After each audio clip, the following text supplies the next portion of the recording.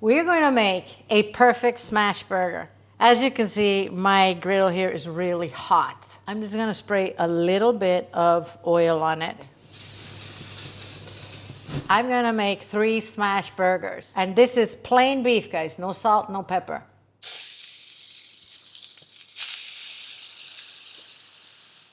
Now I season it. That's just salt and pepper, guys.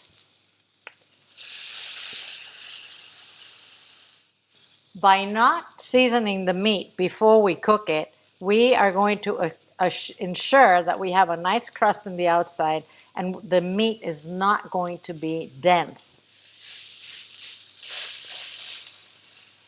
See how I can separate this easily? It means that it's nice and seared at the bottom already. Ooh hoo hoo. Little salt and pepper, and we let it finish cooking.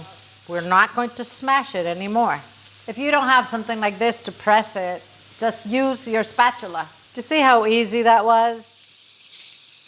You can eat these in a sandwich, obviously. Double patty, 1 patty. You can eat it with a salad. You can eat it however you want.